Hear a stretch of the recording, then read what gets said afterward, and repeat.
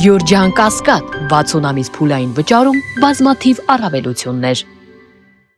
Նաև անդրադառնանք նրան, որ վերջերս իշխանությունները մի հայտարարությամբ են հանդես գալի երրորդ հանրապետության էջը փակել եւ չորրորդ հանրապետությունը հռչակել։ Այս մասին ինչ կասեք, այս բարագայում չորրորդ հանրապետության հռչակումը։ Իրենք ոչ թե երրորդ հանրապետության էջն են փակում, իրենք Հայաստանի հանրապետության էջն են ուզում փակել։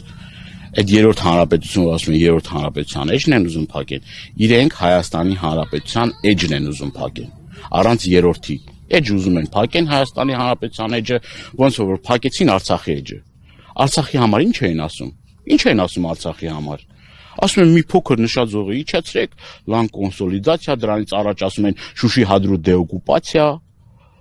անջատում հանուն փրկության, ուրա հիմա Արցախը։ Ումն Արցախը հիմա։ Ասում են, թե չէին ասում։ Ասում են, չէ։ Հիմա նույնն էլ Հայաստանի հետ է կատարում, ինչ տարբերություն։ Ես կրկնում եմ, ինչա արցախցիների երակներում ուրիշ արյուններ հոսում։ Էթնիկ զտում ցեղասպանությունը մեր քույրերի եղբայրների հետ չի տեղի ունեցել։ Հիմա այդ շիրմաքարերը, որ պղծում են, հիմա որ մեր պատմամշակութային կոթողները ավիրում են, դա ուրիշ մի ազգի պատմամշակութային կոթողներ են, ուրիշ ազգի եկեղեցիներ են, ուրիշ ազգի սրբավայրերն ու գերեզմանակարեր են, խաչքարեր են, հուշարձաններ են, ուրիշ ազգի են։ Հայ ազգինը չէ։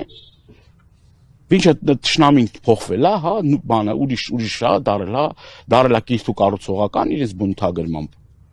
Եվ բանը ամեն անգամ ձեռառնելով, ասելով, որ հիվանդ հասարակություն է։ Հիվանդ հասարակություն, այդ են մեզ բնորոշում ադրբեջանցիները։ Եվ իրենց կրթական ծրագրերում բացեք Ադրբեջանի կրթական ծրագրերը։ Հայատյացություն, ֆաշիզմ, ասելով, որ ամենալավ հայը դա մեռած հայն է։ Այդ քարոզչությունն է գնում իրենց մոտ։ Դրանից հետո էլ ինչի մասն է խոսքը։ Ինչ ուրիշ բաների մասն է խոսքը էլի։ Ես նորից եմ կրկնում, իրենք ուզում են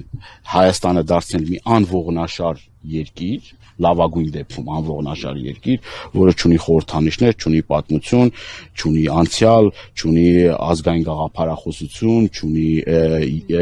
հերոսներ, չունի եկեղեցի, չունի ինքնություն, չունի տեսակ, ոչ մի բան չունի, սպասարկող անձնակազմ, լավագույն դեպքում Հայաստանը հայ ժողովրդին դարձնել սպասարկող անձնակազմ թուրք-ադրբեջանական տանդեմի համար։ Այդ է իրենց նպատակը։ Ուրիշ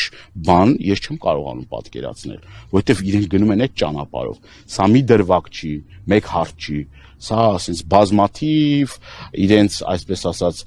հստակ, իրենք կրկնում եմ, հստակ իրենց առջև այդ խնդիրը դրել են։ Ու այդ խնդիրը հետևողականորեն ցավոք սրտի մինչև այս պահը այդ խնդիրը հետևողականորեն իրացնում են պատար անելով մեր տարածքներից տալով, գիտեք որ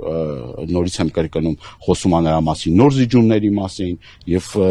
սա է պատկերացրած չորրորդ հանրապետությունը։ Դուք այս խղճուկ վիճակում եք պատկերացրել Հայաստանի հանրապետությունը։ Մենք ենք պատկերացրել Հայաստանի հանրապետությունը։ Իհարկե ոչ։